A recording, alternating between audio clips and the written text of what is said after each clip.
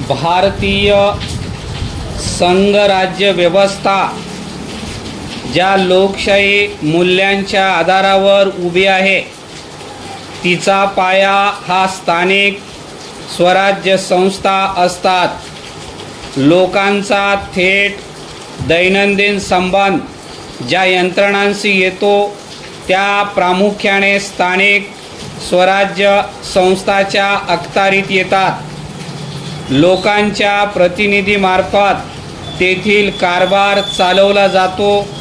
तोच नेमका आपल्याकडे बराच काळ ठप्प झाला।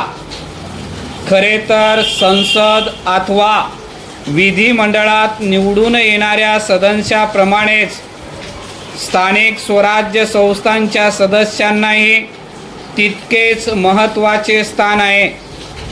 गेल्या काही वर्षापासून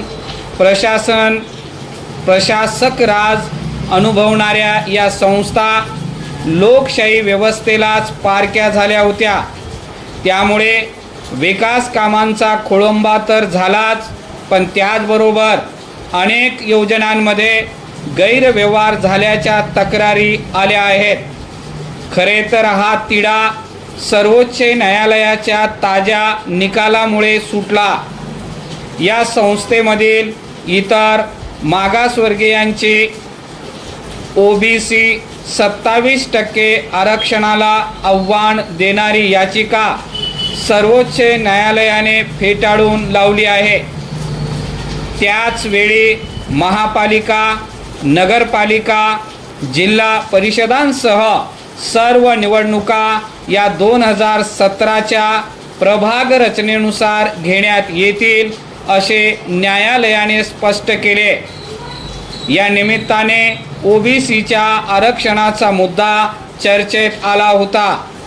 त्याला राज्यातील सामाजिक ध्रुवीकरणाची पार्श्वभूमी होतीच। या वादावर तातडीने तोडगाच निघणार नाही। त्या कारणावरून निवडणुकाच न घेणे हे कायद्याच्या चौकटीतही बसणारे नव्हते।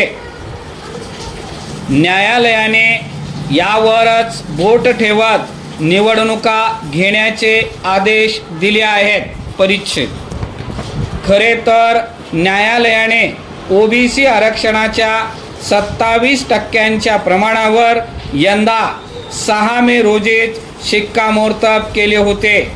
ओबीसीचे आरक्षण हे भाटिया आयोगाच्या पूर्वी होते तसेच लागू राहील असे न्यायालयाने स्पष्ट केले होते। त्यामुळे या आरक्षणावरील आक्षेप दखलपात्र ठरले नाहीत। ताज्या निकालामध्ये न्यायालयाने वार्ड आणि प्रभाग रचनेच्या अनुषंगाने राज्याच्या अधिकारांमध्ये हस्तक्षेप करायला नकार दिला आहे।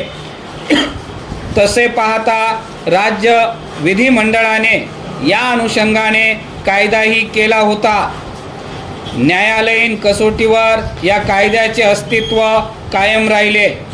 मुख्यमंत्री देवेंद्र फडणवीस यांच्या नेतृत्वातील आधीच्या सरकारने 2017मध्ये स्थानिक निवडणुकीसाठी नव्या प्रभाग रचनेची आखणी केली होती। त्यामध्ये 4 सदस्यांचा एक प्रभाग करण्यात आला। पुढे महाविकास आघाडीचे सरकार सत्तेमध्ये येताच त्यांनी त्यात बदल केला। त्यानंतर राज्यात परत सत्तांतर होऊन एकनाथ शिंदे यांच्या नेतृत्वातील सरकारने पुन्हा फडणवीस यांनी तयार केलेली प्रभाग रचना अवलंबविण्यास सुरुवात केली। महायुती पुरस्कृत प्रभाग रचना ही सत्ताधाऱ्यांना अनुकूल अशीच आहे हे उघड सत्य आहे। त्यामुळे सर्वोच्च न्यायालयाच्या ताज्या निकालाचे त्यांच्याकडून स्वागत होणे अपेक्षित होते आणि झालेही अगदी तसेच। ओबीसीचा इम्पेरिकल डेटा उपलब्ध नसल्याने त्यांना आरक्षण देऊ नये अशी मागणी याचिकाकर्त्यांकडून करण्यात आली होती। ती याचिका फेटाळून लावण्यात आली।